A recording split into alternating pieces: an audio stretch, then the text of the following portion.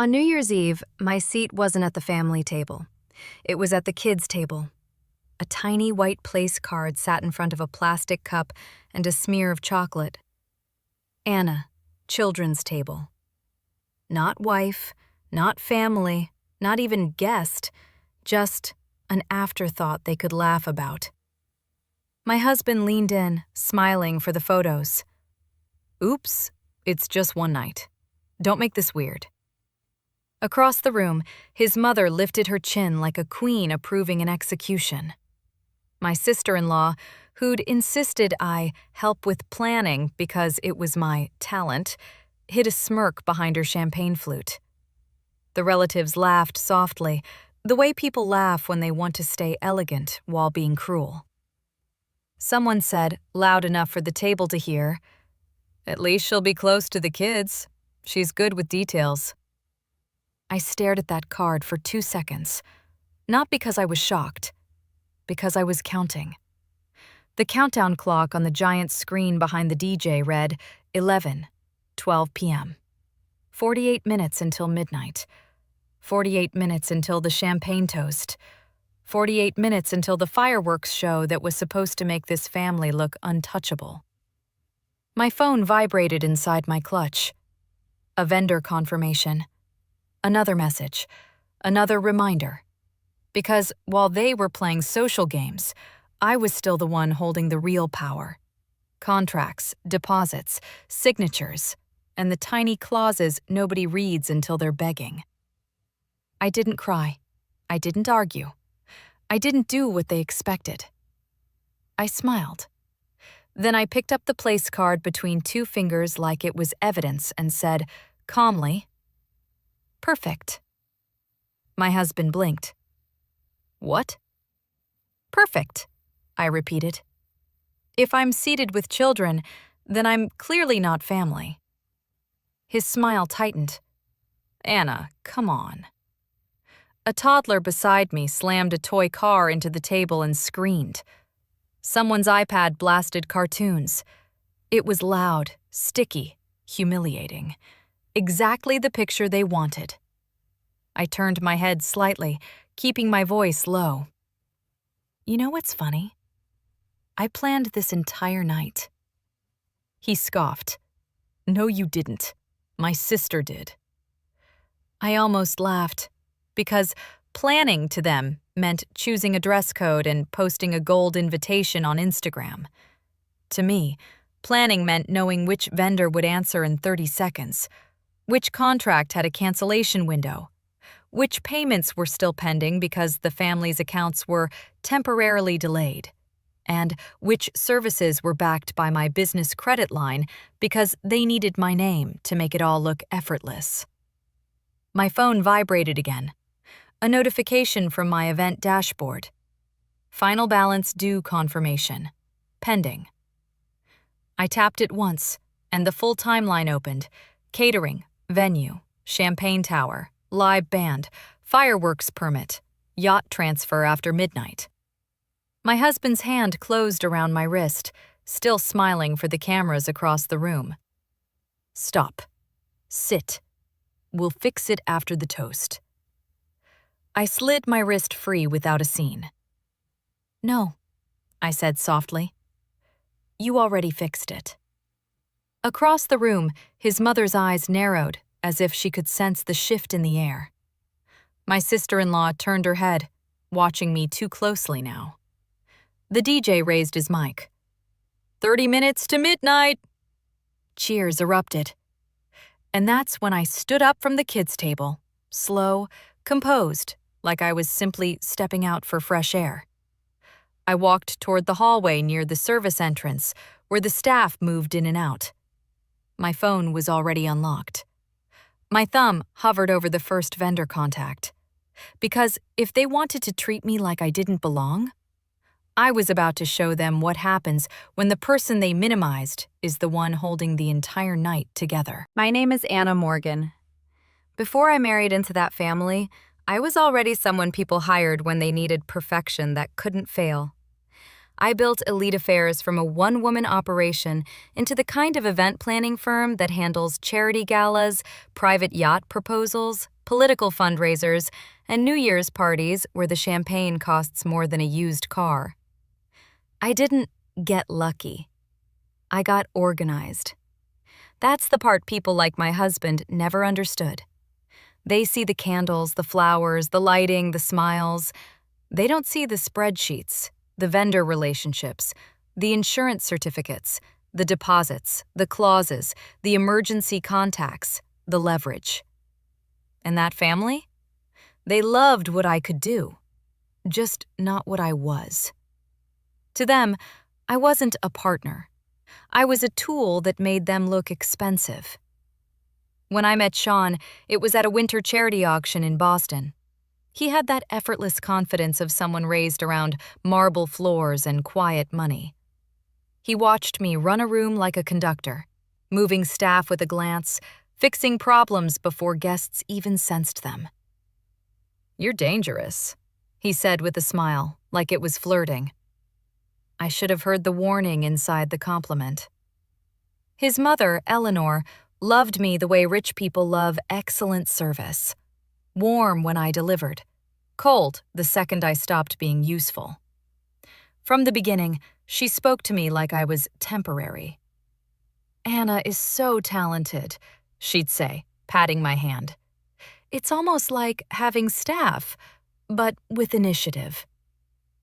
Sean would squeeze my fingers under the table and whisper, "Ignore her. She doesn't mean it." But she did, and he knew it. He just liked the comfort of pretending otherwise. The first year of marriage was manageable because I stayed busy. My business kept growing. I kept winning clients. I kept proving, quietly, that my value didn't come from being a Caldwell. That's when the small underminings started.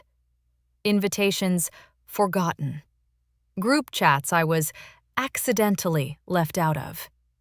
Family plans that somehow changed after I arrived. And Sean, always smiling, always calm, always choosing the path that kept his mother pleased. Then came this New Year's party.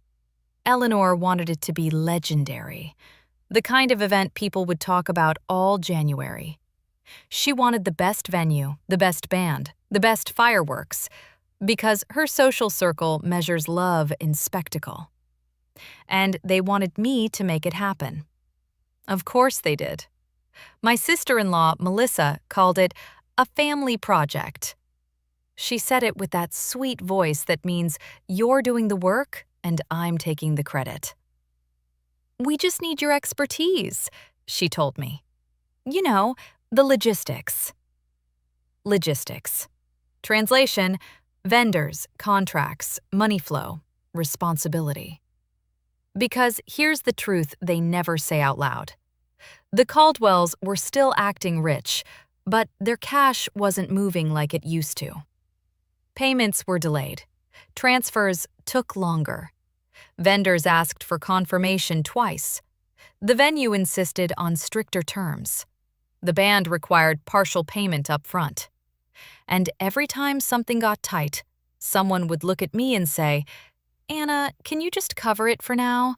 We'll reimburse you right after the holidays." So I did what I always do when something feels off. I paid attention.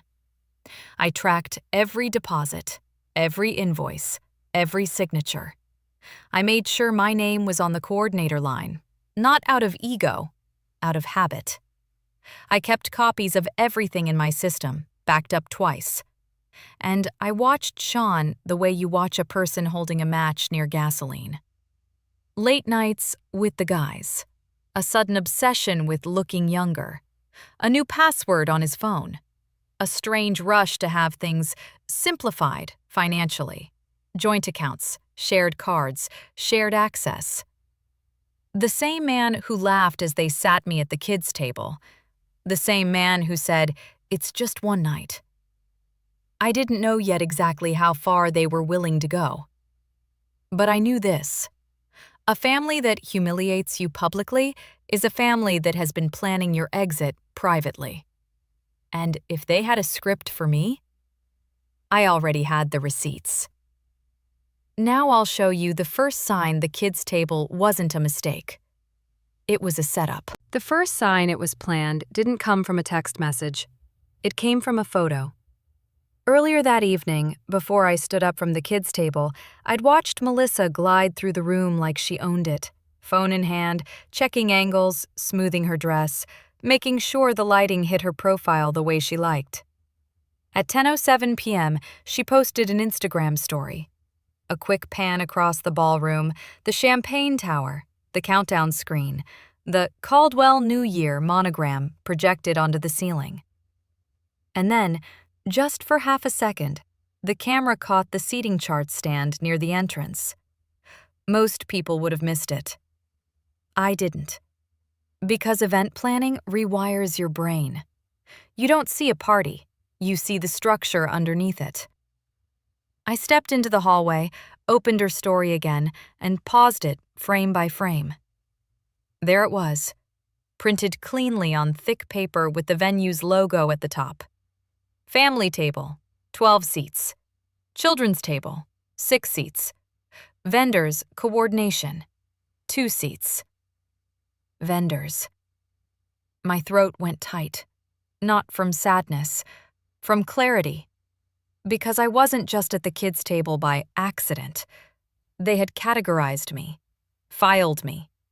They didn't want me near the family table because the family table is where decisions get made and stories get told. The family table is where photos get taken, where "We're so close" gets performed for everyone watching. And they didn't want me in that picture.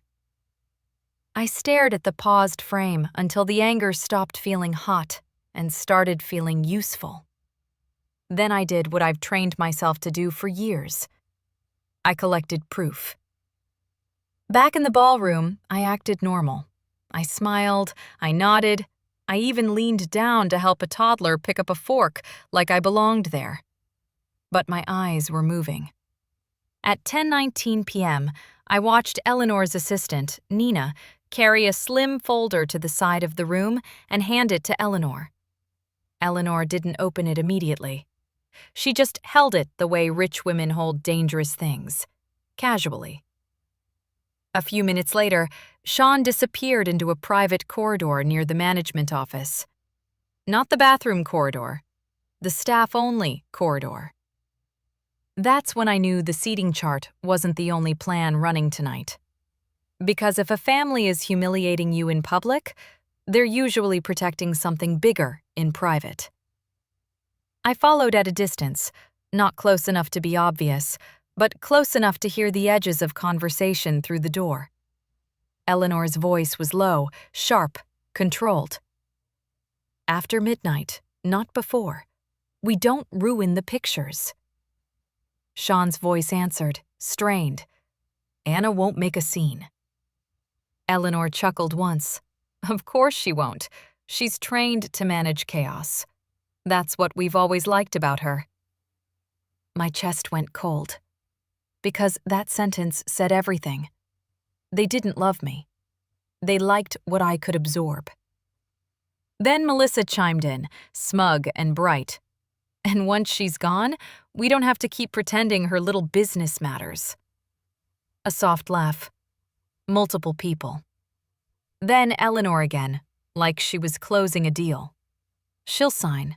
She doesn't want to look desperate. And you'll keep the house. We'll make it clean. I stepped back before the floor betrayed me. I stood behind a decorative column, heart steady, brain racing. This wasn't just about a seat. This was about erasing me in stages. First, put me where I look small. Second, make me feel like I don't belong. Third, push paperwork at me when I'm off balance, after midnight, when I'm tired, emotional, humiliated. A script, a timeline. And the worst part? They were right about one thing. Anna wouldn't make a scene. Not the scene they expected. I walked back into the ballroom and sat down at the kids' table again, calm as stone.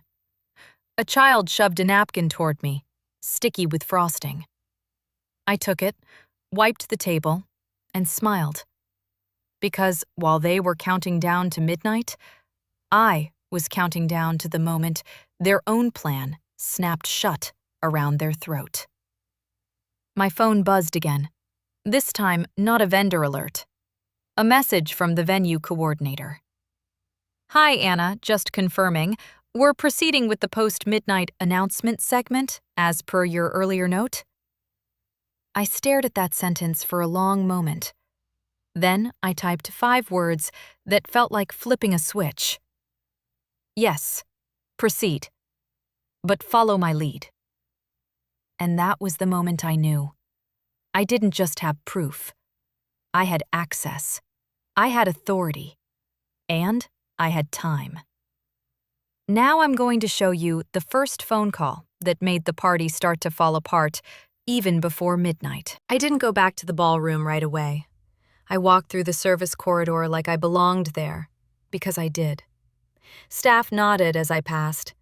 When you've run enough high-end events, people can tell you're not lost. You're in control. At the end of the hallway was the small operations office I'd used all week coordinating this night.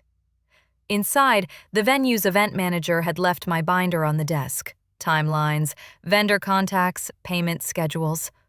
My name was on everything. That's what Melissa never understood.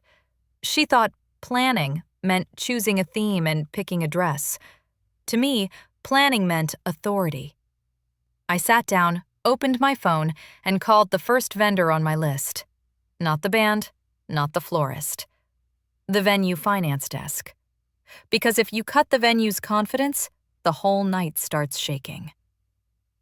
"Hi, this is Anna Morgan, Elite Affairs," I said calmly the second they answered. "I'm the coordinator on the Caldwell New Year event." "Of course, Miss Morgan," the woman replied. I could hear keyboards in the background. "Everything going smoothly?" "Yes," I said, "but I need to update the payment authorization."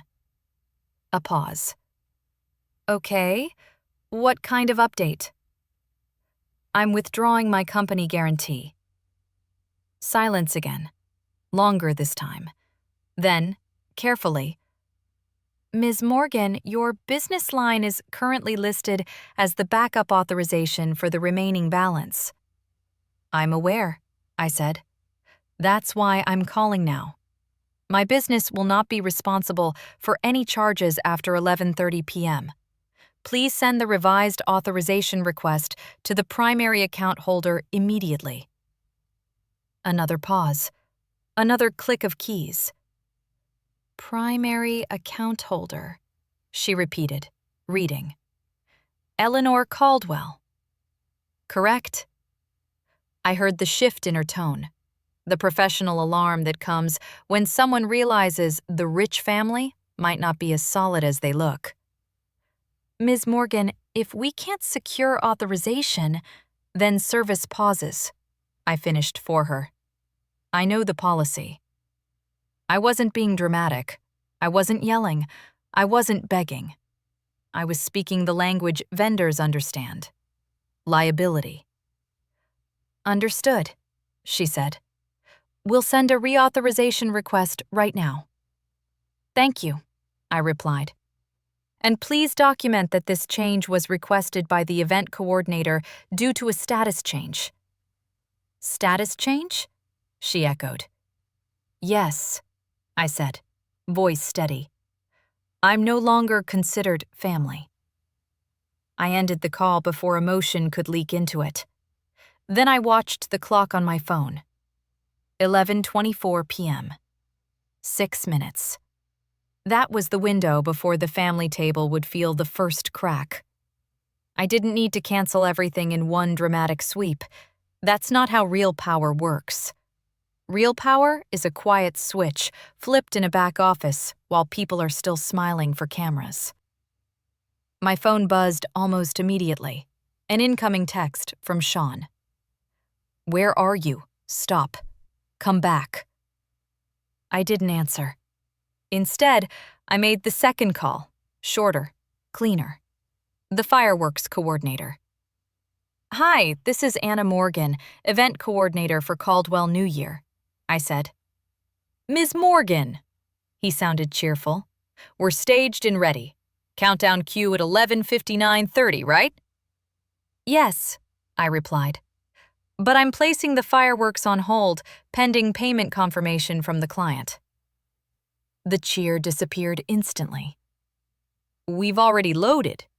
"I know," I said. "And you'll be paid, but not by my business account. If payment authorization isn't verified in the next 20 minutes, you do not launch." He swallowed audibly. "Understood." I hung up and let myself breathe for the first time all night. Because now, the chain reaction had started. The venue finance desk would ping Eleanor's phone for reauthorization. Eleanor would glance down mid-laugh, mid-toast, mid-performance. And the moment she realized my name wasn't standing between her and embarrassment anymore, everything would change. I stood, smoothed my dress, and walked back toward the ballroom, slowly, because I wanted to see it. I wanted to see the exact second the Caldwell family stopped laughing. As I stepped into the doorway, I heard the DJ shout, "15 minutes to midnight!" Cheers erupted. And then, right on cue, I saw Eleanor's face tighten as she looked down at her phone. Her smile stayed frozen on the outside. But her eyes? Her eyes went sharp, like a woman who just realized the floor beneath her heels wasn't marble. It was thin ice. Now I'll show you what Eleanor did the moment she realized I'd removed my name from their protection. Eleanor didn't panic loudly. She panicked the way old money panics, silently, efficiently, like she could still bully reality into behaving. She glanced at her phone once, twice, then lifted her chin and leaned toward Richard, whispering something that made his jaw tighten. Across the room, Melissa's smile flickered when she noticed her mother's face change. Sean stood up, not to look for me, to manage optics. He raised his glass, tapped it gently, and tried to pull the room back under his control. "Everyone," he said with that polished, effortless voice, "let's do a quick family toast before midnight." A distraction, a delay, a way to buy time. Because vendors don't care about your social status. Vendors care about authorization numbers. And right then, Eleanor's phone buzzed again. Venue. Payment reauthorization required. Response needed ASAP. Richard's hand tightened around his glass. Eleanor's expression stayed composed, but I saw it.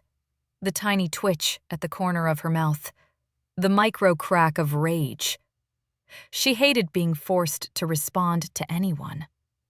She gestured at Nina, her assistant, with 2 fingers like she was summoning a servant.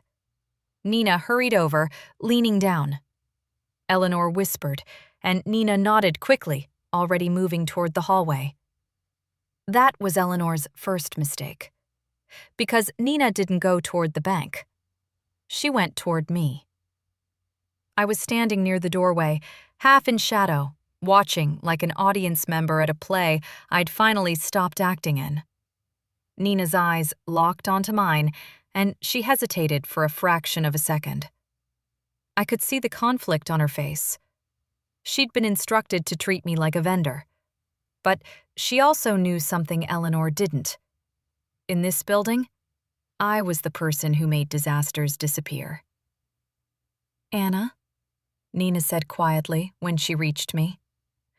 "Mrs. Caldwell asked me to find you." "Did she?" I replied, calm as ice. "She says there's been a misunderstanding with the payment authorization."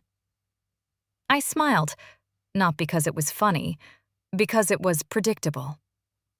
"A misunderstanding," I repeated. "Tell her it's not a misunderstanding. It's a correction.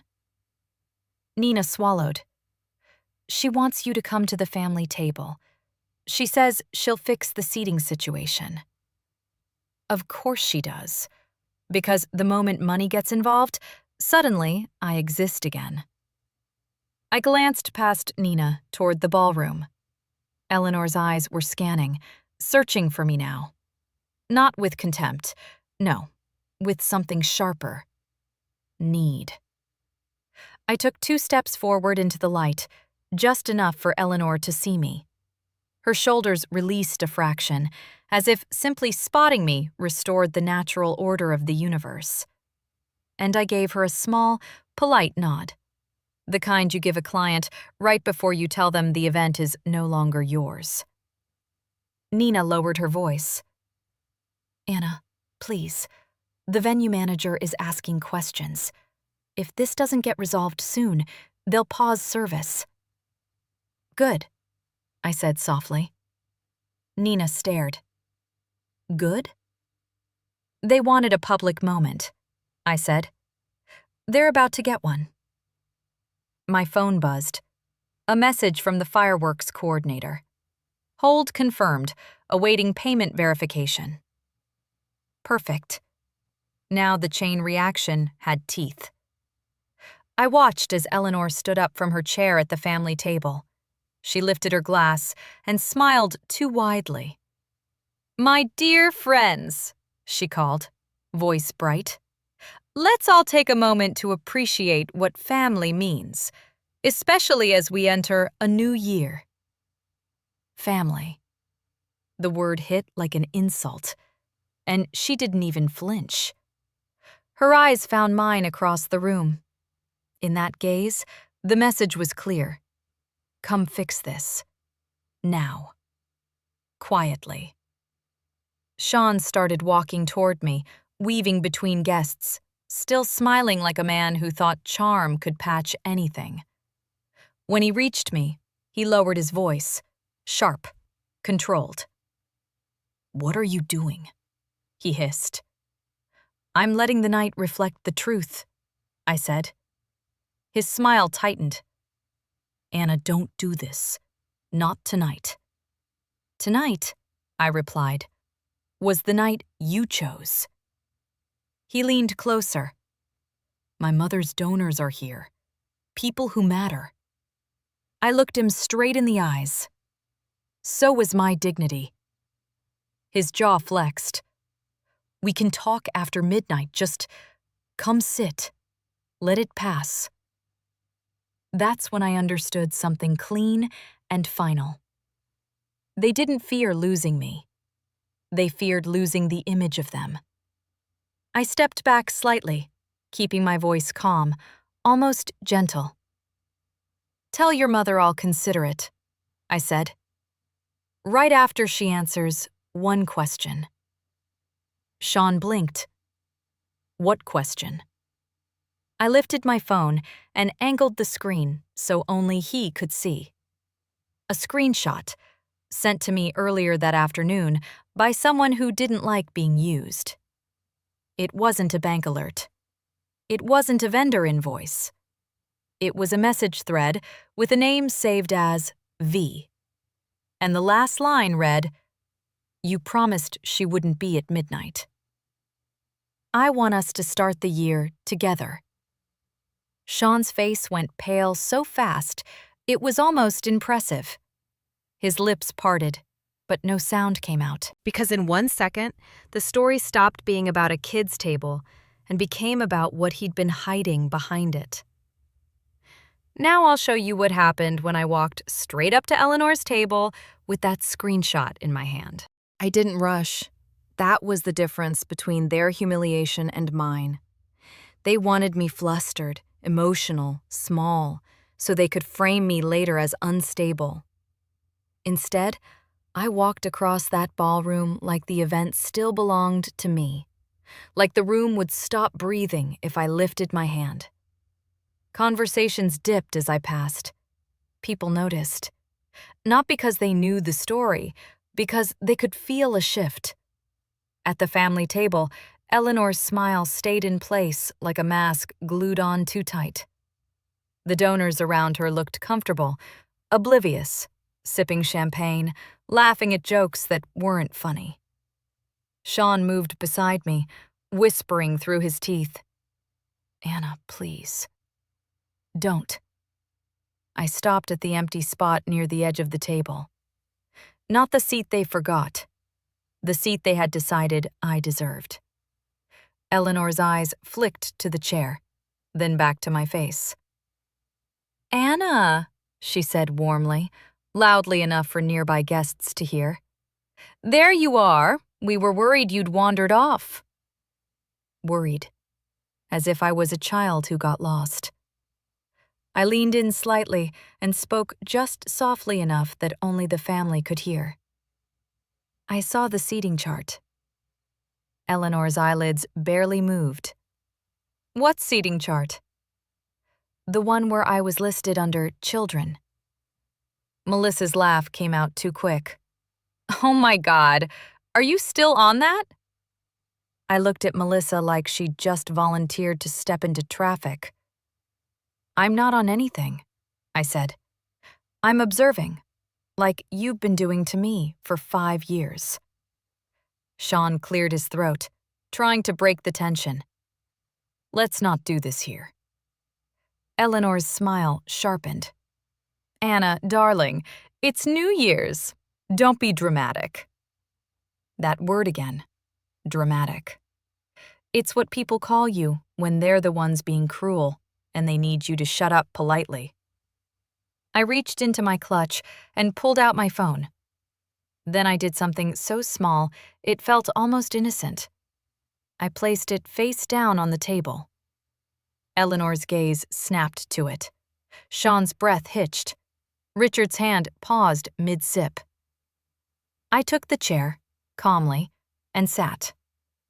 For exactly 10 seconds, I let them feel the illusion of control returning. Then I flipped my phone over. The screen was still open on the screenshot. I slid it, slowly, across the white tablecloth toward Eleanor. Her smile faltered the instant she read the name. V. She didn't even pretend confusion. Her eyes went sharp, furious, calculating. "What is this?" she whispered. "It's your son's New Year's plan," I replied. "The one where I wasn't supposed to be here at midnight." Sean hissed, "Anna." I cut him off without raising my voice. "Is she pregnant?" The donors beside Eleanor continued smiling, unaware, but Melissa's face snapped from smug to startled. Sean didn't answer. He didn't need to. Silence is a confession when the question is clean. Eleanor's fingers tightened around her fork. "This is inappropriate." "Inappropriate," I repeated softly, "is seating your daughter-in-law with children so your son can start the year with another woman." Melissa leaned forward, eyes glittering with panic. "Keep your voice down." I smiled, small, controlled. "Why?" "You didn't keep yours down when you laughed at my missing seat." Sean's hand reached for my phone. I moved it away. "Don't," I said. Calm. Final. He froze because my tone wasn't emotional. It was operational. Eleanor leaned in, voice like ice. "What do you want?" That was the moment. Not anger, not revenge. Need. The great Eleanor Caldwell negotiating with the woman she tried to reduce to a kids' table accessory.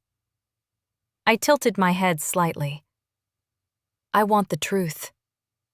Eleanor's nostrils flared. "You want money." I almost laughed. "Your family doesn't even have money," I said quietly. Richard stiffened. Sean's eyes widened. Melissa's mouth opened, then shut. Because they all knew. And now, I knew they knew that I knew. Eleanor's voice dropped lower. You have no idea what you're saying. Oh, I do, I replied. I've seen the delayed transfers, the vendors you forgot to pay, the way my business credit line has been covering your image. Her smile disappeared completely now. Anna, you wanted me gone after midnight, I continued, still soft, so you could hand me papers when I was tired and humiliated. Sean whispered, We didn't.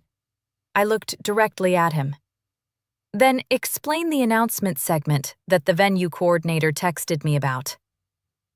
Sean's face drained, because that message wasn't supposed to exist outside their script.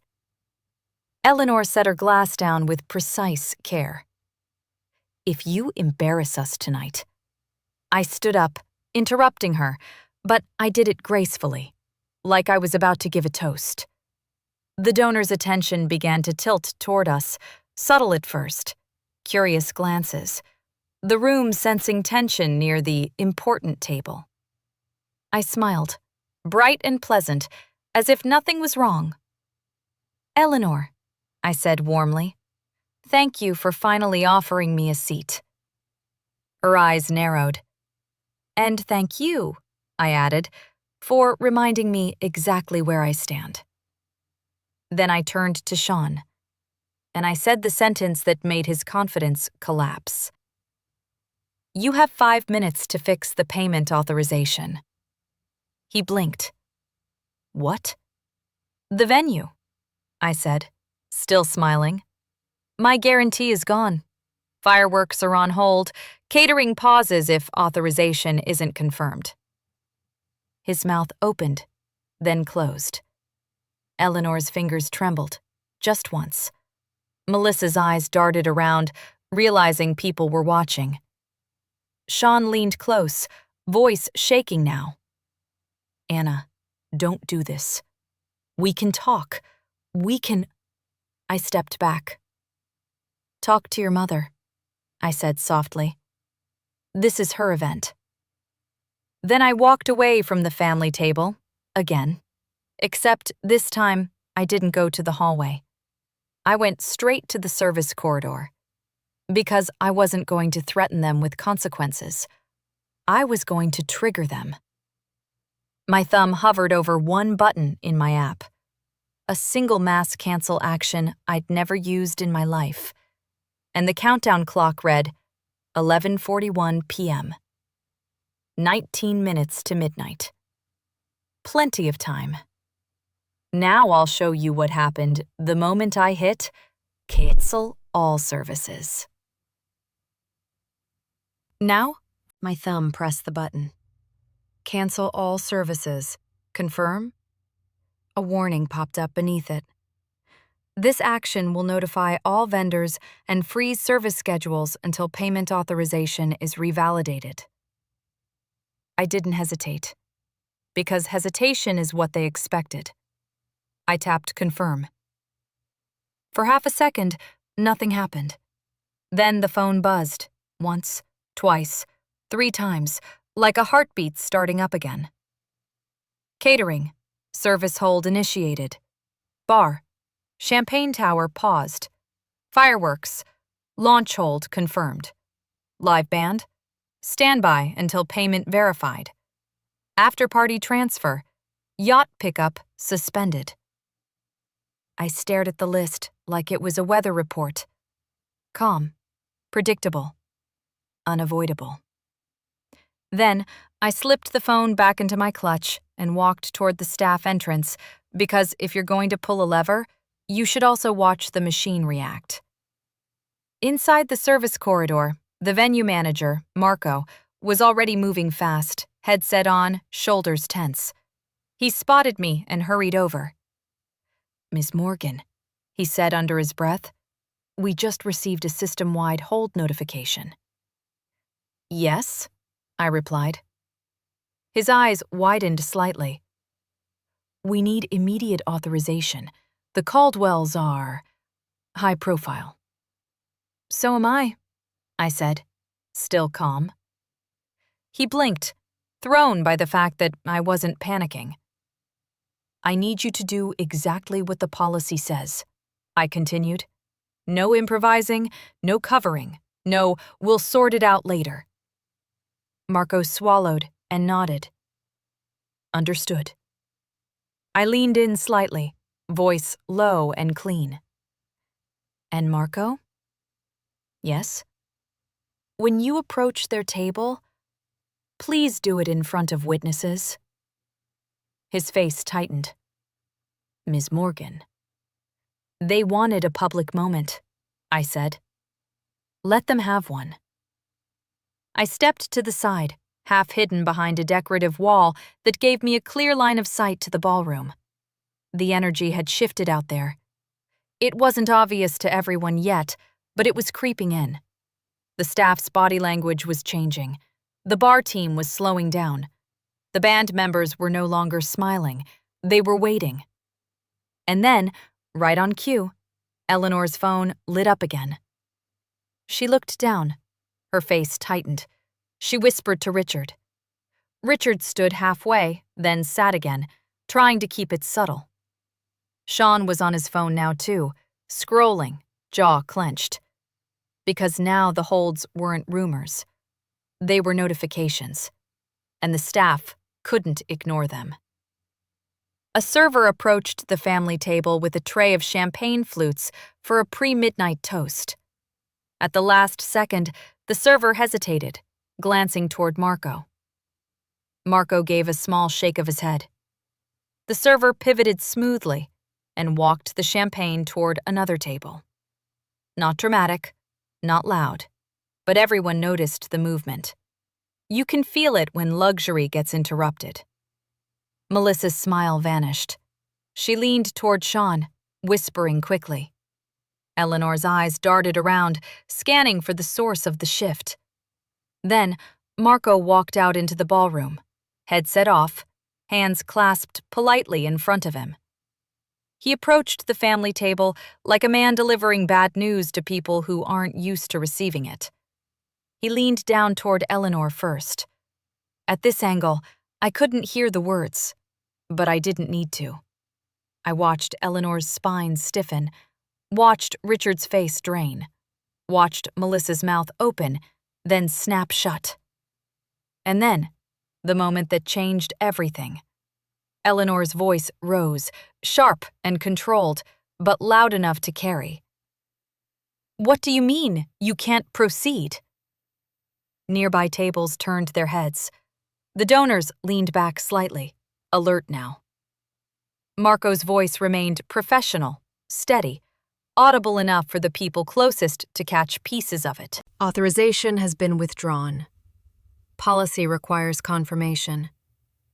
We can resume immediately once payment is verified. Eleanor's face flushed a deep, offended red. Sean stood up abruptly, chair scraping just a little too loudly on the floor. That sound cut through the music. People looked. Sean turned, eyes scanning the room, searching for me. And when his eyes found mine from across the ballroom, something in him cracked. Because I wasn't hiding. I wasn't running. I was simply watching, calm as stone. He started walking toward me fast, not with charm this time, with panic. But Eleanor wasn't done. She stood too, lifting her glass like she could still own the room. "Everyone," she called brightly, voice forced. "A minor technical issue. Please enjoy yourselves." And then the DJ's mic cut out. Not on purpose, because the sound technician had just received the same system alert. Service hold. The music dipped, sputtered, then recovered at a lower volume. Just enough disruption to make the room feel wrong. A party can survive insults. It can't survive confusion. And right then, confusion spread like smoke. Sean reached the service corridor, breath tight. "What did you do?" he hissed. I tilted my head. I corrected the seating. His eyes widened. This isn't about a seat anymore. I smiled, small and cold. It never was. His voice dropped into desperation. Anna, please, fix it. Just fix it. After midnight, we'll talk. We'll do whatever you want. I looked at him like he was speaking a language I'd outgrown. You keep saying after midnight, I said softly. And you still don't understand. He swallowed. Understand what? I leaned in just enough for him to feel the sentence. That you don't get to start a new year with her, using my name to pay for it. His face went gray, because behind him, in the ballroom, Eleanor had just realized something worse than public embarrassment. She realized she couldn't bully the system. She'd have to pay. And the Caldwell's money, whatever was left of it, wasn't where they said it was. Now I'll show you what Eleanor did when her card got declined in front of everyone. Marco stayed polite. That was what made it brutal. He didn't raise his voice. He didn't argue. He simply held a small handheld terminal in both hands like it was a fact no one could negotiate with. Eleanor reached into her clutch with slow, controlled movements, like the room was still hers. She slid a black card toward him, the kind of card that usually makes people stop asking questions. Marco nodded once, tapped a few buttons, and angled the screen away from the guests. Professional courtesy. He inserted the card, waited. The terminal beeped. Once, twice. Then it flashed a single word that doesn't care about status. Declined. Marco's face didn't change, but Eleanor's did. Not dramatically, she was too trained for that. But her eyes widened a fraction, and her throat tightened like her body had forgotten how to keep pretending. Richard leaned in immediately. Try it again, he whispered. Eleanor's smile snapped back on, forced and bright. Of course, she said, a little too quickly. Sometimes international terminals. Marco nodded and tried again. Beep. Pause. Declined. This time, Melissa let out a tiny sound.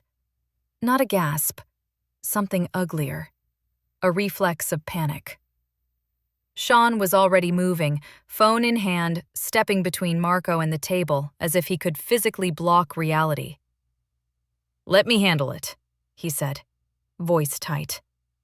He pulled out his own card, one of those sleek metal ones men flash when they want to feel powerful. Marco accepted it without expression, inserted it, waited. Beep. The terminal paused longer this time, as if it was considering being polite. Then, declined. The donor to Eleanor's left, an older woman in diamonds, tilted her head slightly. Not curious, suspicious. Another man at the table glanced at his wife. Their smiles faded. Because wealthy people can forgive infidelity. They can forgive cruelty, but they don't forgive one thing: being invited to watch a collapse. Eleanor's voice sharpened. This is ridiculous. Marco lowered his voice, still calm. Ma'am, the system is requiring verified authorization. Without it, we can't proceed with service. Eleanor's hand flew to her necklace, a gesture that used to look regal, now looked like a life raft. Call your manager, she snapped. I am the manager, Marco replied gently. That sentence landed like a slap. And for the first time, the room truly looked at Eleanor Caldwell, not as an icon, but as a woman arguing with a vendor. Sean leaned closer to her. Mother, stop. Eleanor ignored him, eyes flashing. "This is a misunderstanding," she said loudly, turning slightly so nearby tables could hear. "We are the Caldwells." Marco didn't blink. "Of course," he said. "Then this should be very easy to resolve." Eleanor's nostrils flared. She pulled her phone out. Her fingers moved fast, sharp. She called someone, bank, assistant, accountant, I didn't know. I only saw the way her face shifted as she listened. The smile cracked. Just a hairline fracture. Then her voice dropped lower. "No, you fix it. Now." A pause. Her eyes flicked to Richard. Richard's face was gray. Eleanor hissed into the phone. "It's New Year's Eve in Rome. Do you understand what this looks like?" She was quiet for a second. Then, her shoulders went stiff. Her eyes went flat. She ended the call without saying goodbye. That's when Richard stood up abruptly, chair scraping louder than Sean's earlier had. He leaned toward Marco with forced politeness. "We'll step aside and sort this out." Marco nodded. "Of course, but service remains paused until authorization is confirmed." Eleanor sat frozen, smiling at the table like a mannequin. Melissa stared at her phone, fingers trembling as she typed. Sean kept looking around the room, eyes darting, searching for me again. Because now he understood. This wasn't a small embarrassment. This was social death. At the far side of the ballroom, I watched a server quietly remove the champagne tower glasses and take them back to the bar. Not because they wanted to, because the system told them to. And in a room full of wealthy people, the absence of luxury is louder than an argument. One donor stood, murmuring something about fresh air. Another couple suddenly needed to check on the sitter. The room was thinning, subtly, politely, like rats leaving a ship that still insisted it was unsinkable. Then Nina, Eleanor's assistant, appeared at the edge of the service corridor again. She moved fast, scanning. She spotted me, and her face said it before her mouth did. This wasn't just one declined card. This was everything they'd been hiding. Nina stepped close, voice tight. "Anna, Eleanor is asking if you can fix it?" I finished for her. Nina swallowed. "Yes." I smiled softly. "Tell her I already did." Nina blinked. "What does that mean?" "It means the event is finally accurate," I said. "It reflects the truth." From the ballroom, Eleanor's voice rose again, controlled but shaking now. "Where is she?" she snapped. Sean answered, too quickly. "I'll handle it." He started walking toward the corridor with purpose, like he was about to drag me back into my role, planner, buffer, shield. But the moment he stepped into the hallway, I lifted my phone and showed him one more screen. Not a screenshot this time. A notification. "Bank alert. Transfer failed. Insufficient funds." Sean's face went blank. He stared at the words like they were a language he couldn't translate. Then he whispered, barely audible. "That's not possible." I held his gaze. "Oh," I said softly. "It's possible." His eyes lifted to mine, full panic now. "Anna, what did you find?" I didn't answer, because answers are gifts, and he hadn't earned one. Now I'll show you the exact moment Sean realized the Caldwells weren't just humiliating me. They were collapsing, and I had the proof. Sean stared at the bank alert like it was a glitch. Like if he blinked hard enough, the words would rearrange themselves into something less catastrophic.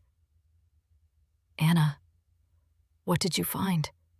he whispered again, voice cracking at the edges. I didn't answer right away.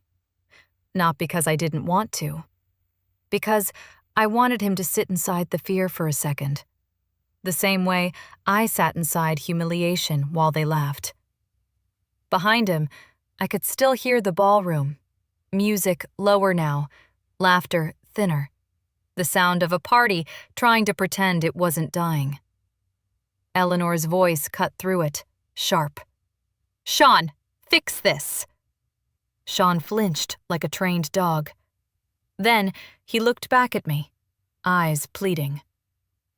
"Please," he said. "Whatever you're trying to prove, you proved it. Just undo it. We'll go home, we'll talk, I tilted my head. "You still think this is about you?" I said softly. His brows furrowed. "It's about me," I corrected. "And what you used me for." His mouth opened, but I kept going, calm, surgical. "For 5 years, your family treated me like an accessory, a tool, someone who could handle the details while you handled appearances." Sean's eyes dropped. I stepped closer, just enough to lower my voice into something intimate. "And when your money started slipping, you didn't come clean. You didn't protect me." He swallowed. "I was going to. You were going to what?" I asked. "Let me cover the deposits with my business credit until you found a way out?" His silence answered. I exhaled slowly, then took my phone out again, not to threaten him, to show him the door he'd welded shut. I opened a folder, a plain, boring folder labeled Rome, Caldwell, Documents. Inside were screenshots, PDFs, confirmations, everything I'd collected quietly over the last weeks while I planned their perfect trip. I held the screen so he could see the first page. Offshore transfer request, pending, multiple accounts. Sean's face tightened. "Where did you get that?" "From your laptop," I said. "The one you left open in our suite while you went to check on your father." His voice dropped. "You went through my things?" I smiled slightly. "You mean like how you went through my life?" His jaw clenched. "Anna, this is illegal." "No," I said, still calm. "What's illegal is hiding assets, draining accounts, and trying to trap your spouse inside your collapse." His eyes widened, because that last line wasn't a guess. It was a direct hit. He stepped closer, voice desperate now. "You don't understand. If this becomes public, that's what you planned for me," I reminded him. "Public, controlled, humiliating." Sean's breathing turned shallow. "I didn't know my mother would." I cut him off. "You knew," I said, "because you agreed." Then I showed him the next file, a seating chart, not the printed one, the email thread. Subject, final seating. Remove Anna. Confirm execution. Sean's eyes darted across the screen. And there it was, his reply. 2 words. Confirmed. Proceed. Sean went still, like his body had just understood that the story was no longer negotiable. He reached for my phone. I stepped back. "Don't," I said. Not loud, not emotional. Final. He lowered his hand slowly, like a man realizing he'd walked into a room with cameras. "Anna," he whispered. "I can explain." I nodded once. "I'm sure you can," I said. "You've been explaining things away for years." A sudden shout from the ballroom, Eleanor losing control. "I will not be humiliated in front of these people!" Then another voice. Richard, lower, urgent. Eleanor, stop. People are listening. Sean flinched again. His eyes darted toward the doorway, then back to me. Just tell me what you want, he said. And there it was again. The Caldwell reflex. If something can't be controlled, it must be purchased. I stepped closer, just enough to make him uncomfortable. I want you to understand one thing, I said softly. You don't get to negotiate with me from the table you tried to erase me from. His eyes glistened with panic. Anna, please. I turned my phone slightly, not for him anymore, for myself. Because the proof wasn't a weapon to threaten Sean. It was a shield for what came next. Because I knew Eleanor. If she couldn't pay the venue, she would try to pay silence. And if she couldn't buy silence, she would try something worse. Sean swallowed. My mother is going to come for you. I met his eyes. I know, I said. That's why I prepared. Then Nina appeared again at the corridor entrance, face tight, voice trembling. Anna, she said quickly, Eleanor wants you at the table, now. She says if you don't come, she'll call security and have you removed. Sean's head snapped toward Nina. Mother can't do that. Nina looked away. She thinks she can. I smiled softly. Of course she does. I looked at Sean one last time. I'm going to give her one chance, I said. One. Sean's eyes widened. Anna, don't. I stepped past him and walked toward the ballroom. Not fast, not scared. Because if Eleanor wanted a public moment, I was done being the only one exposed. Now I'll show you what Eleanor said the second I stood in front of the donors and asked for the microphone. The ballroom looked beautiful. That's what made it disgusting. Gold light, crystal glasses, black tie laughter, a live band still playing like nothing was wrong, soft, cautious, trying to keep the room alive while the floor beneath it cracked. Eleanor was standing at the family table now, shoulders rigid, chin lifted, performing calm. Richard hovered close, whispering urgently. Melissa's eyes were red, not from tears, from rage. And around them, the donors had formed that polite half-circle of attention people make when they sense a scandal but don't want to admit they're enjoying it. I stepped into the open. Conversations dipped, heads turned. I could feel it, recognition spreading through the room like ink. That was the wife. That was the woman who planned this. That was the one they tried to erase. Eleanor's eyes locked onto mine immediately. Her smile returned, sharp and perfect. Anna, she said brightly, loud enough for nearby guests to hear. There you are. We were just discussing how stressful events can be. Events. She still wanted to frame me as the problem. I walked to the edge of the table and placed my clutch down gently. Then I looked at Marco. The venue manager stood a few steps away, tense. I held his gaze and said calmly, Marco, may I have the microphone?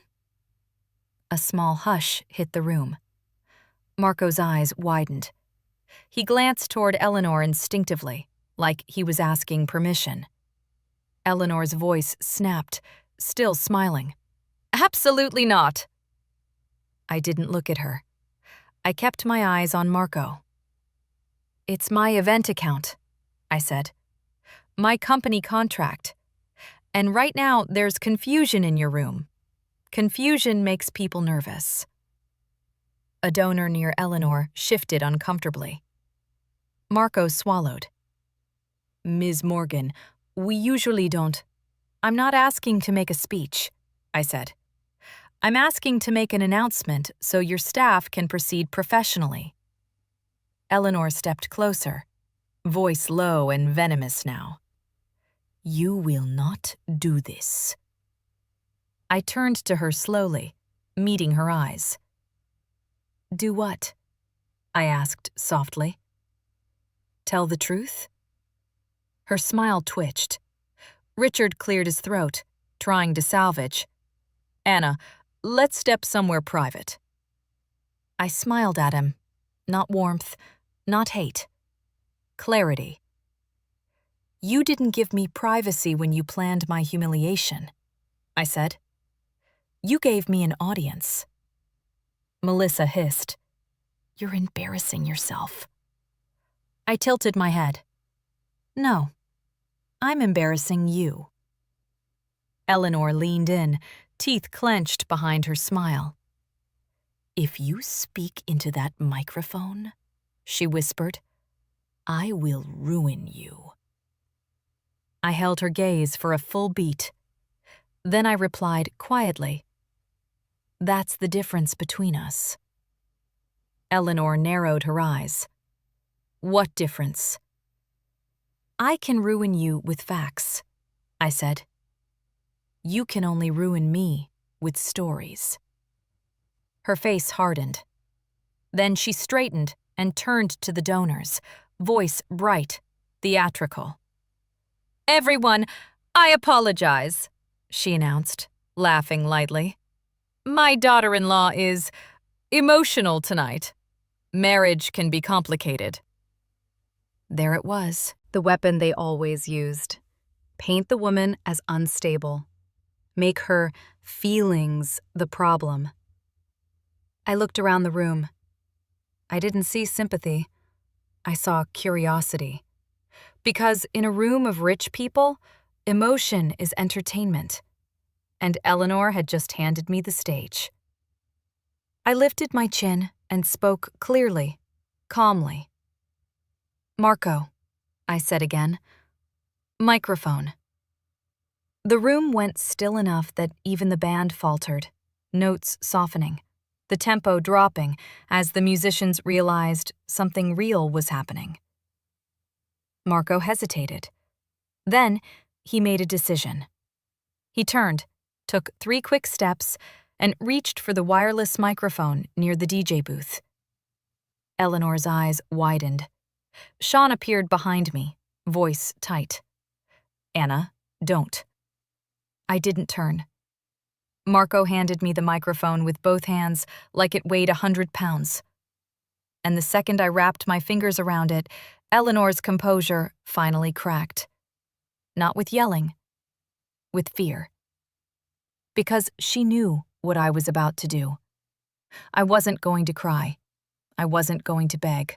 I wasn't going to act crazy. I was going to speak like a professional. And professionals destroy reputations politely. I brought the mic to my lips. Eleanor lunged 1 step forward. Anna, she said sharply, voice dropping.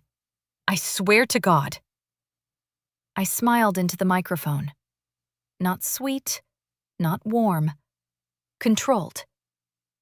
Then I said, clearly, for the entire room, Good evening. I'm Anna Morgan Caldwell. I planned tonight's celebration, and I need to clarify one thing. The room froze. Eleanor's face turned the color of a bruise, and Sean whispered behind me, barely audible. Oh no.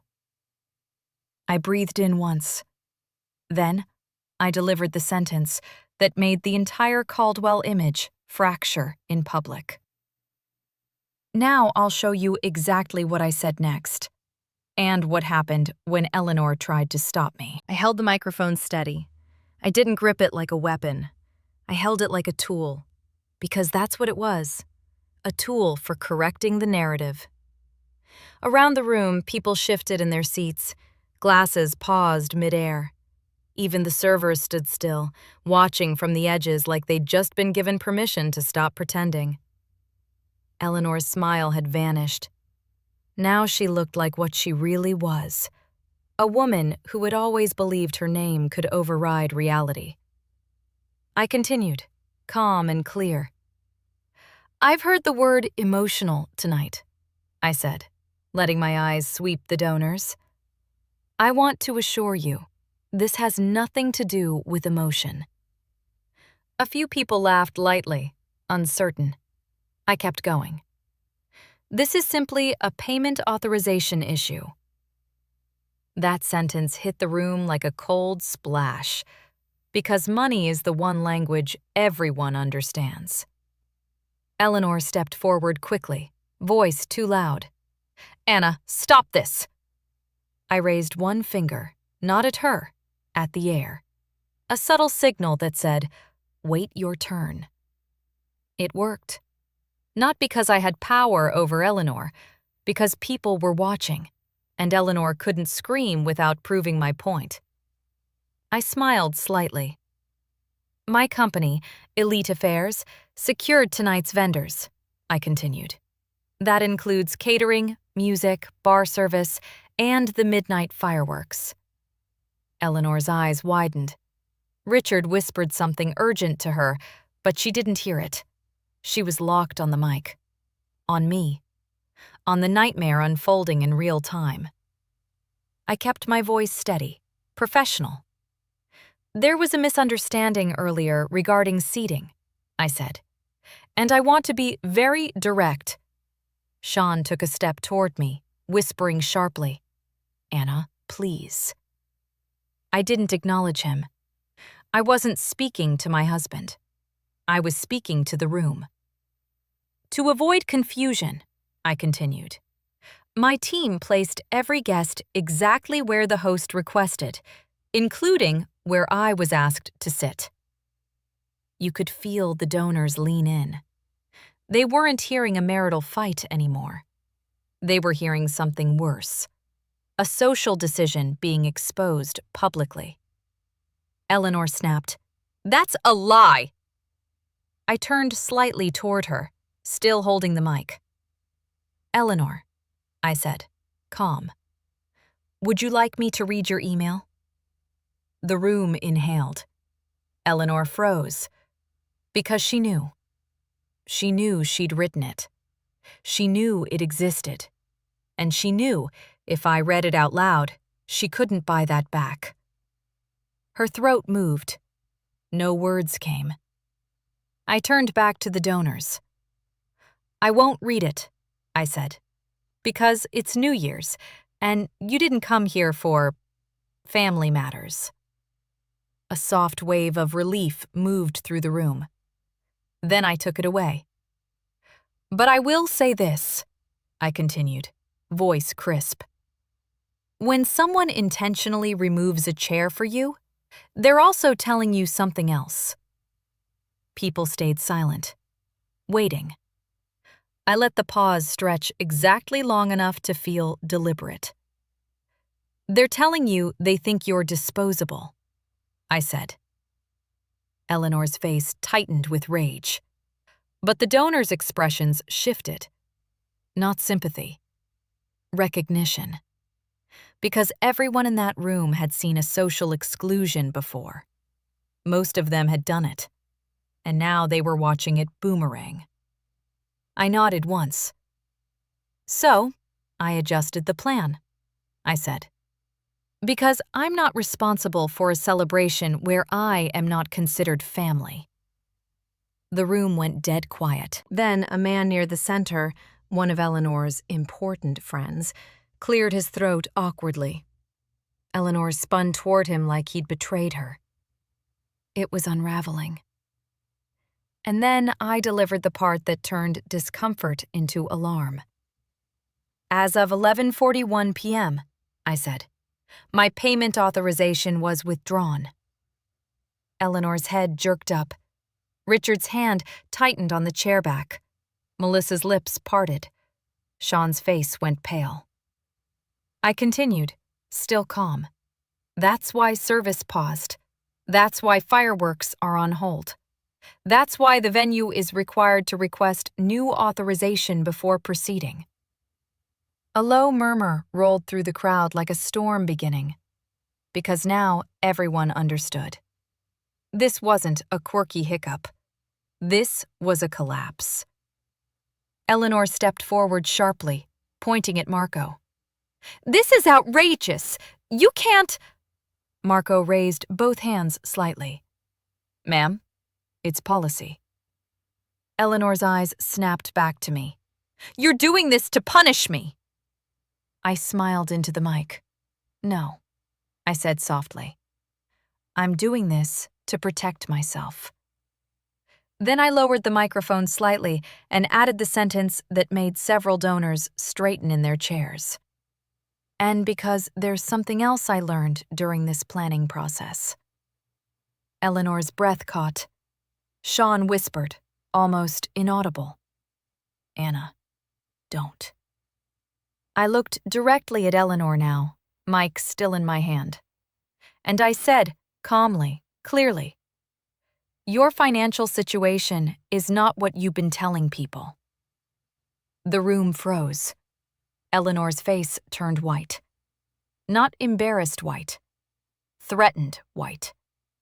Richard lunged toward me. Not violently, just fast, panicked. "Anna," he hissed, "put that down." I didn't move. I looked at him and spoke into the mic like I was announcing a schedule change. "I'm not here to gossip," I said. "I'm here to make one thing clear." I paused, letting the silence press into every corner of the room. "If anyone here is worried about being connected to Caldwell Investment Group, you should be." Gasps, small, controlled, polite, broke through.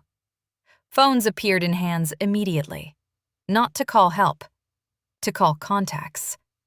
Because when rich people sense smoke, they don't ask questions. They protect themselves. Eleanor's voice snapped, shaking now. "You're lying! You're—" Then her voice broke. Not into tears, into something uglier. Fear. She turned to Sean. "Do something!" Sean stood frozen, because he knew I wasn't lying, and he knew I had evidence. I lowered the mic and looked at Marco. "Marco," I said calmly, "you may proceed according to policy." I handed the microphone back like I'd just finished a boring corporate announcement, and then I turned to leave. But Eleanor couldn't let it end with dignity. She grabbed my wrist. Her nails dug in through the fabric. "Give me the documents," she hissed, eyes wild. I leaned in, voice soft enough that only she could hear. "I didn't bring them," I whispered. "I sent them." Her eyes widened in horror, because now she realized something. Tonight wasn't just a party. It was a countdown to an investigation. Now I'll show you where I sent the files, and why Sean's next move was the one that destroyed him completely. Eleanor's fingers tightened around my wrist, like she could squeeze the truth back into my body. "Give me the documents," she hissed. Her breath smelled like champagne and panic. I didn't flinch. I leaned in close enough for her to hear me over the music, over the whispers, over the collapsing illusion of her life. "I didn't bring them," I said softly. "I sent them." Her eyes widened like I'd slapped her without touching her. "What?" she started. I pulled my wrist free with one clean motion. Then I turned, slowly, so she could see I wasn't running. Because running is what guilty people demonstrated. I wasn't guilty. I was done. Sean stepped into my path, face pale, voice shaking. "Anna, where did you send them?" I smiled a little, not because I was happy, because his voice finally sounded like mine had for years, ignored, minimized, cornered. I sent them where they would be safe, I said, and where they couldn't be buried. Sean swallowed hard. To who? I lifted my phone and unlocked it. Not dramatically, like I was checking a calendar. Then I angled the screen toward him. A sent email. To my attorney, Boston. Subject: hold and file immediately. Attachments: screenshots, PDFs, bank statements, offshore transfer requests, the seating email thread, the drafted separation script, vendor contracts. Below that, another sent email. To Boston Globe Investigations Desk. Subject: tip: Caldwell Investment Group, Rome incident, documents available. A simple message. You'll want to look at this. I can verify authenticity. My attorney has originals. Sean stared at the screen like it was a death certificate. Anna, he whispered. Why would you do that? I tilted my head. Because your family thinks consequences are optional, I said. And because you thought I'd stay quiet if you offered me a settlement. Eleanor stepped forward again, voice high now. You think you can destroy us with gossip? I turned to her, and I answered loud enough for Richard to hear. It's not gossip when it's documented. Richard's face hardened. We'll sue you. I nodded once. Good, I said. Then the documents become public in discovery. Eleanor's lips parted. She didn't have a response for that. Because wealthy people don't fear being wrong. They fear being exposed. Sean stepped closer, dropping his voice. Anna, please. You don't understand what you've started. I looked him dead in the eyes. Oh, I understand perfectly, I said. And you should too. He shook his head slightly, desperate now. We can fix this. We can stop, I said, gentle but sharp. You keep saying we, like you were ever on my side. That landed, because it was true, and he knew it. Behind us, the ballroom had shifted into something ugly. Soft murmurs turning into phone screens, donors pretending not to watch while watching harder than anyone. The band was playing again, but it sounded like background music to a scandal. Marco approached the family table with 2 staff members, holding the terminal again. Still polite, still deadly. Eleanor snapped at him, voice trembling. I told you, we're handling it. Marco gave a small nod. Of course, ma'am, but until authorization is verified, service remains paused, including midnight fireworks. At the word fireworks, several donors visibly reacted because they didn't care about Eleanor's feelings. They cared about what they paid to attend, and they were realizing they'd been invited into a collapsing lie. Sean turned back to me, eyes wild. Give me the documents, he said, voice lower, harder. Now. I didn't move. I didn't blink. I simply asked, calmly, Are you threatening me at a black tie event? With witnesses? His face flickered. He remembered the cameras. He remembered the donors. He remembered the second he touched me wrong, the story would write itself. So instead, he tried something else. The Caldwell specialty. A deal. I'll give you anything, he said. Money, properties, NDA, name it. I smiled slightly. Still trying to buy silence, I said. Then I reached into my clutch and pulled out one single item. Not a document. A keycard. The Hotel de Russie keycard. I held it between 2 fingers like it was a verdict. I checked out, I said. Sean's mouth opened. Nothing came out. I continued, voice even. And while you were scrambling to fix the payment issue, my attorney filed an emergency motion. He froze. What? I nodded toward his phone. Check your email, I said. Sean's hands were shaking as he opened it. His eyes scanned the screen, and then his entire face collapsed, because the subject line was brutal in its simplicity. Emergency order requested. Asset freeze pending.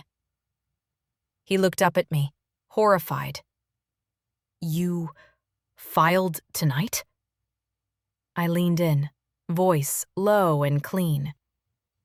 I filed the moment I heard Eleanor order 12 seats instead of 13.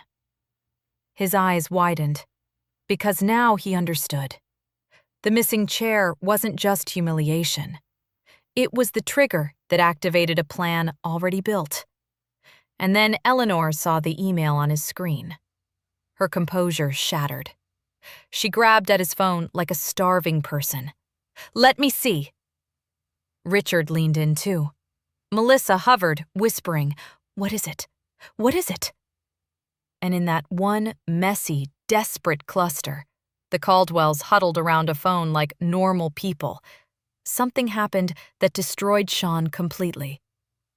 A donor's voice cut through the air, crisp and amused. Is everything all right over there, Sean? Heads turned, because the donor hadn't said Mr. Caldwell. He said Sean. Familiar, public. Like the hierarchy had already shifted. Sean straightened too quickly, forcing a smile that didn't reach his eyes. Yes, just a... And then his phone rang. Not a text, a call. From a name that did not belong at a family table on New Year's Eve. Vanessa H. Eleanor saw it. So did Richard. So did Melissa. And so did the donor who was still watching. Sean panicked, and he did the worst possible thing. He answered. Vanessa, not now, he snapped. The donor raised an eyebrow. Eleanor's face went dead. Vanessa's voice spilled out of the speaker, loud enough for the people closest to hear. Sean, the wire didn't go through. The account is locked. What did you do? Silence. Perfect, surgical silence. Eleanor looked like she'd been shot. Richard's jaw clenched. Melissa's hand flew to her mouth. And Sean? Sean stood there, holding the phone, exposed in front of donors, family, staff, with his mistress calling about a frozen account. At a New Year's event in Rome. I stepped back, letting the moment expand, because I didn't need to destroy him. He had done it himself. Now I'll show you what Eleanor did after she realized Sean's affair wasn't a rumor anymore, and how she tried to blame me in front of everyone. The sound in the ballroom changed. It wasn't loud. It was worse. That sharp collective inhale people make when they realize they're watching something real. Vanessa's voice had come through the speaker clearly enough for the nearest donors to catch fragments. Wire. Locked. Account. And the way she said his name, like she owned it, was unmistakable. Sean's eyes darted wildly, as if he could rewind the last 10 seconds with sheer panic. He lowered the phone, thumb hovering over the screen. Too late. Eleanor didn't scream. She didn't slap him. She didn't cry. Because Eleanor Caldwell didn't do messy. She did strategy.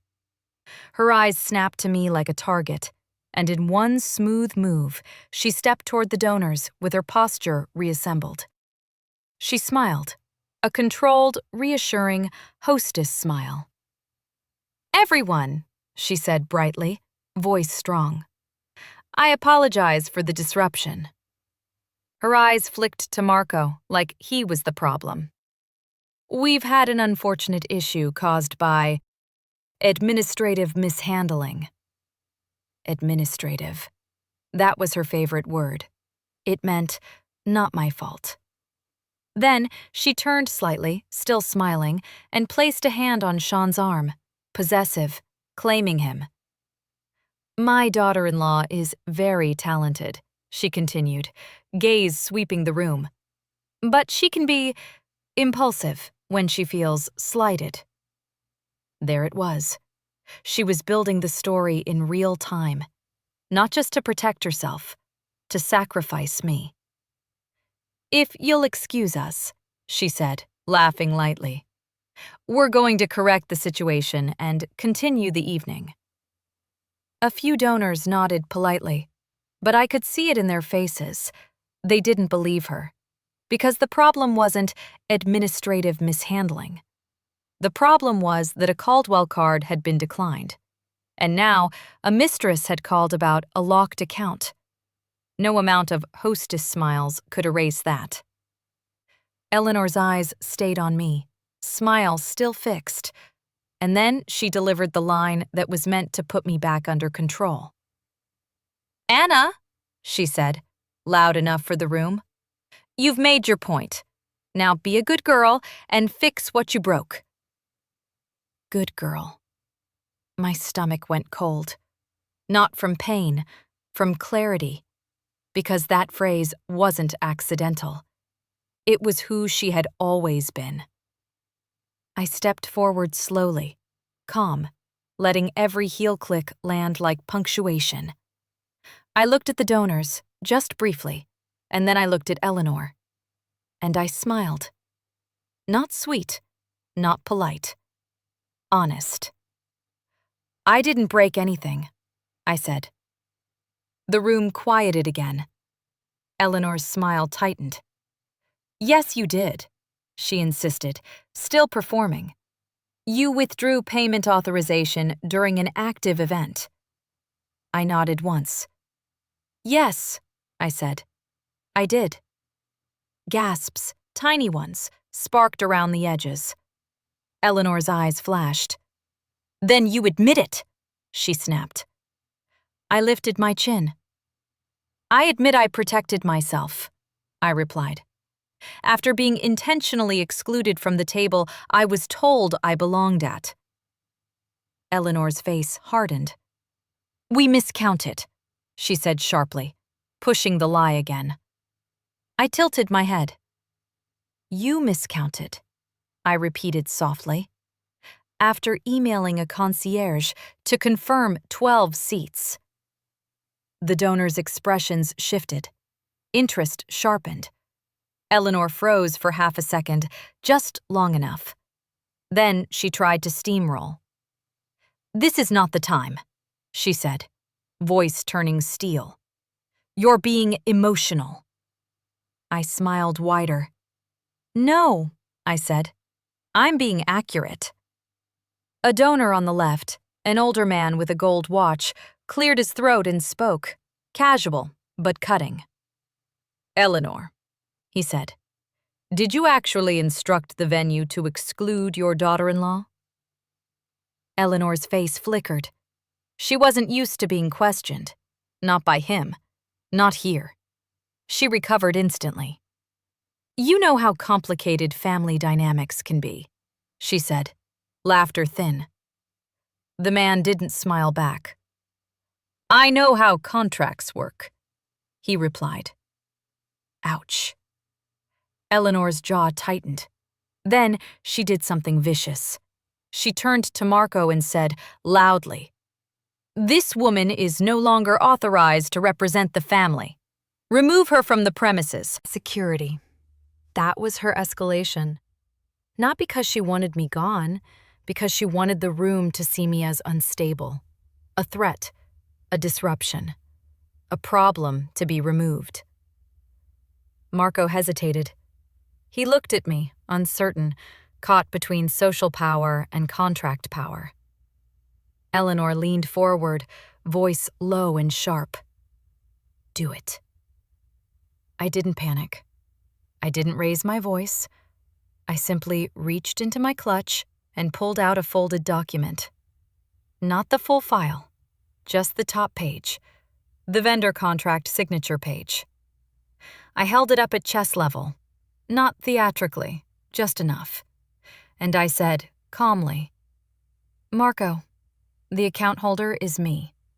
Elite Affairs is the contracting entity. You can remove me if you'd like." I paused. "But if you do, your legal team will need to explain why you removed the contracting party from the venue during an active dispute over authorization." Marco's face tightened, because he understood that wasn't drama. That was legal reality. Eleanor's eyes narrowed. She turned back to the donors quickly, voice sweet again. "Please," she said, "let's not make this uglier than it already is." Then she leaned in close to me, whispering like venom. "You think you can win against us in public? We will bury you privately." I met her gaze and whispered back, calm and lethal. "You can't bury what I already published." Her eyes widened slightly. Not fear yet. Calculation. And that's when her gaze snapped to Sean again, because she needed a new sacrifice. Not me. Him. Eleanor turned, voice suddenly sharp, maternal, outraged. "Sean!" she said loudly. "Why is Vanessa calling you about locked accounts?" The room snapped toward him. Sean's face drained, because Eleanor had just done what she always did when her image was threatened. She threw someone else under the bus. Sean stammered, "Mother, this isn't—" "Answer!" Eleanor demanded, voice cutting. "Now!" And Richard, silent until now, stepped forward with a voice like ice. "Is she pregnant?" he asked. The donors leaned in again, because now this wasn't an event issue. This was an implosion. Sean's mouth opened. No sound came out.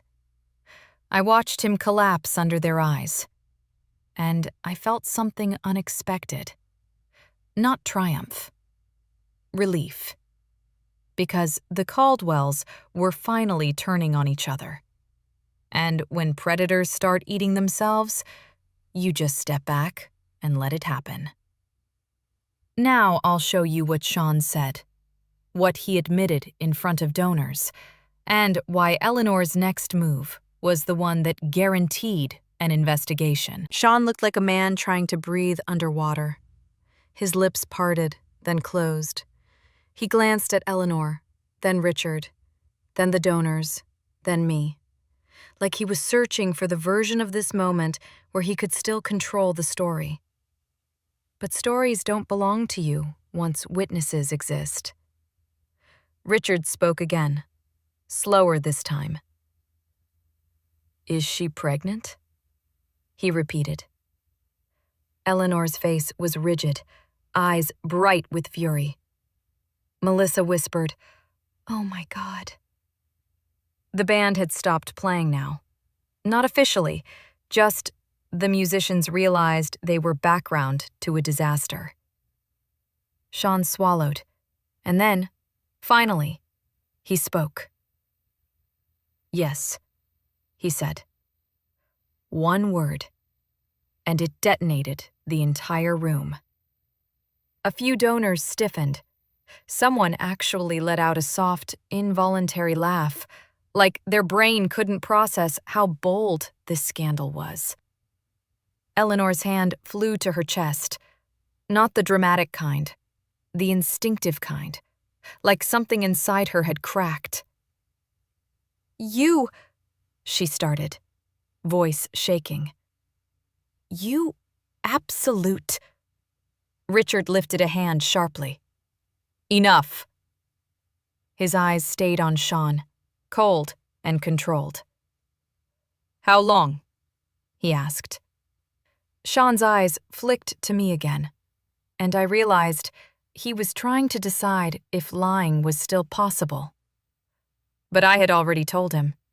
I wasn't bluffing. I had documents. So he made a choice. He didn't lie. He tried to justify. It started again months ago, he said, voice tight. It wasn't supposed to. Eleanor stepped forward, voice snapping. Months ago? While you were married? Sean winced. Yes, he admitted. Gasps again. Phones again. Not discreet anymore. People were recording now, because this wasn't just gossip. This was Boston society currency. Eleanor turned sharply toward me, like she couldn't help it. This is your fault, she hissed. And I almost smiled, because that was Eleanor in one sentence. If something is ugly, blame the outsider. I didn't respond. I didn't need to, because Richard's voice cut through like a knife. Don't, he said to Eleanor. Not here. Then he turned back to Sean. And the accounts? Richard asked. Why is she asking about locked accounts? Sean's throat worked. He looked down at the phone, still in his hand, like it was burning him. It's money we moved, he said finally. Eleanor went still. Richard's eyes narrowed. Moved where? Sean hesitated, and that hesitation was the most expensive thing he'd ever done. Because people could sense it. The donors could sense it. And I could see the exact second one of them decided, this is bigger than a marriage. This is financial. Eleanor's voice sharpened dangerously. You moved money without telling me? Sean looked up at her, panicked.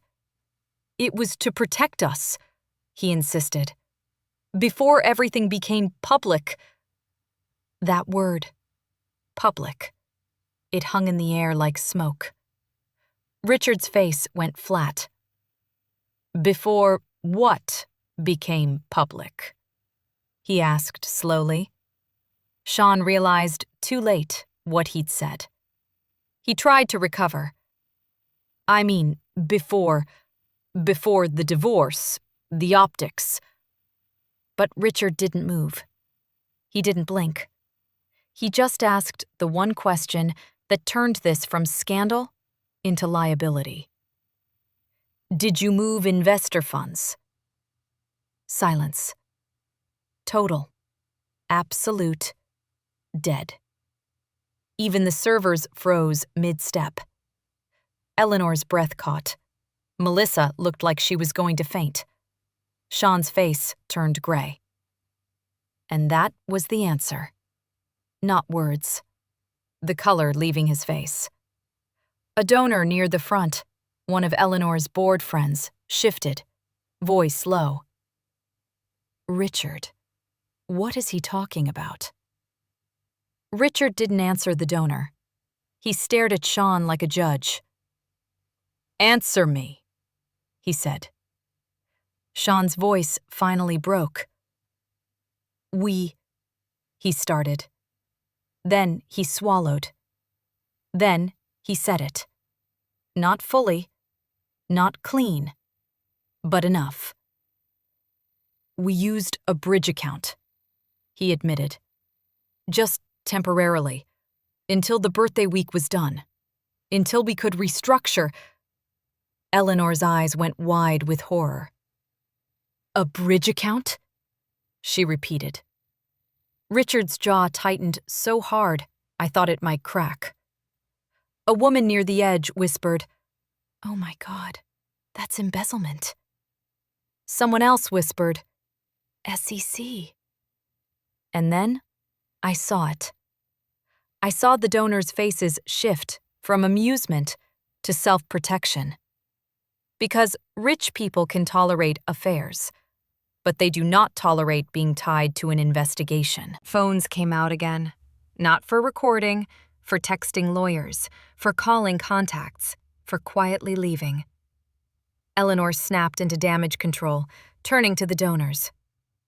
"Everyone," she said loudly, voice shaking with forced cheer. "This is a family misunderstanding." But nobody listened, because that word, bridge account, had already done what my microphone never could. It made the room fear consequences. And then Richard looked at me. For the first time that night, Richard Caldwell looked at me like I wasn't furniture, like I was a variable he hadn't calculated. And he said, quietly, "How much do you have?" I met his eyes. "Enough," I replied. Eleanor spun toward him, furious. "Richard, don't speak to her!" Richard raised a hand. "Shut up," he said, voice low and deadly. And Eleanor actually stopped. Because Richard wasn't doing society anymore. He was doing survival. He turned back to me. "What do you want?" he asked. Sean looked at me too, desperate now, as if I was the only person in the room who could stop the bleeding. And I realized something. This was the moment they would try to buy me. Not with kindness, with panic. So I did what they never expected. I shook my head slowly. "I don't want your money," I said. Their faces faltered. I continued, calm, clear. "I want my name clean.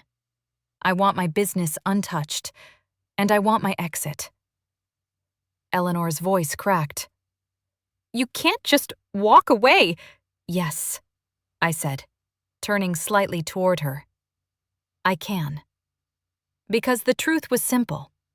They could destroy people with gossip, but they couldn't destroy someone who had receipts and walked away clean.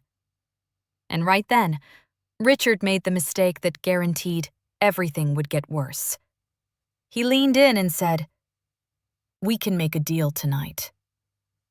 And I replied, softly, "You're too late." Because the deal had already been filed. Now I'll show you what my attorney had already submitted, and why the next morning in Boston, the Globe story hit like a bomb. Richard thought he could contain it. He thought that if he spoke the right words in the right tone, the same way he handled donors and boards and bankers, the night would shrink back into a private inconvenience. "We can make a deal tonight," he said. I looked at him and answered honestly, "You're too late." His eyes narrowed. "Meaning what?" I reached into my clutch and pulled out my phone again. Not to threaten, to confirm. I opened the email thread for my attorney. There it was, time-stamped. Filed, emergency motion, protective order, asset freeze requested. I angled the screen so Richard could see the confirmation. His face changed. Not outrage, calculation. Because now he understood. He couldn't negotiate this away in a ballroom. It was already moving through a system that didn't care about his name. Eleanor snapped, "You filed against us?" I didn't correct her. Because it wasn't against us. It was against fraud. I turned slightly toward her. "I filed to protect myself," I said evenly, "and to make sure I wasn't dragged into decisions I didn't authorize." Sean's voice was small now. "Anna, please." That word again. Please. After years of him shrugging, dismissing, staying silent. He didn't deserve my answer. But I gave him one anyway. "This is what happens when you exclude the one person who actually reads the paperwork," I said, Richard's jaw tightened. He glanced around the room. The donors were already peeling away, pretending they weren't leaving early, pretending they didn't just witness the Caldwell brand crack in public. Phones buzzed. People whispered. Even Marco had stepped back, watching like he didn't want to be within arm's reach of whatever this was turning into. Eleanor's voice shook, but she kept it sharp. "You won't survive this," she spat. "Boston will destroy you." I smiled, because she still didn't understand. Boston doesn't destroy women who behave properly. Boston destroys women who make a scene. And I wasn't making a scene. I was making a record. I looked at her calmly. "You can gossip all you want," I said, "but contracts don't care about your friends." Richard's eyes flicked to my phone again. "How soon?" he asked quietly. I didn't need to explain. He meant, how soon would a judge see it? How soon would accounts be touched? How soon would the story start breathing outside this room? I answered with the truth. "Soon enough," I said. Sean took a step closer, lowering his voice like he could still pull me into privacy. "If you give us the documents, we'll sign whatever you want. NDA, settlement, anything." I held his gaze. Then I said the only line that mattered. "I don't negotiate with people who already wrote my exit script." His face flinched, because he knew I'd found it. And Eleanor's eyes widened again, pure alarm. "What script?" she snapped. Sean froze. Richard turned to him sharply. "What script?" he repeated. Sean opened his mouth, then closed it, and that silence told Richard everything. He stared at his son like he'd just seen him for the first time. "Did you draft papers?" Richard asked, voice low. "Before the trip?" Sean didn't answer fast enough. Eleanor did. "It was necessary," she hissed. "She wasn't suitable." Richard turned on her so fast, she actually recoiled. "Not now," he said through his teeth. "Not in front of them." Eleanor went still, because this wasn't a family conversation anymore. This was a legal disaster with witnesses. And I realized something then. The Caldwells weren't trying to keep me. They were trying to keep their empire. I was just collateral. So I did what event planners do best. I left before the cleanup.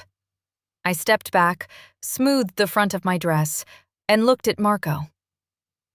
"Marco," I said calmly, "I'm done here." He nodded once. Respect. Then I looked at Richard. "I'm leaving," I said. "If you contact me, you contact my attorney." Eleanor hissed, "You're not leaving like a victor." I turned to her, calm as ever. "I'm not leaving as anything," I said. "I'm leaving as free." Then I walked out. Not running, not crying, not looking back. Just the sound of my heels on marble. And behind me, the Caldwells finally faced what they'd spent a lifetime avoiding. A room full of people who couldn't unsee what they'd seen. I didn't go back to the hotel. I went straight to the airport. Because while they were still arguing, still blaming, still trying to stitch their dignity together, my attorney was already executing Phase 2. And the next morning, Boston woke up to a headline that didn't mention my feelings. It mentioned their money. The Boston Globe Society section didn't call it drama. They called it what investors fear most. Caldwell Investment Group faces inquiry. And once that sentence exists in print, you don't control anything anymore. Not the narrative, not the donors, Not the banks. Not even your own children.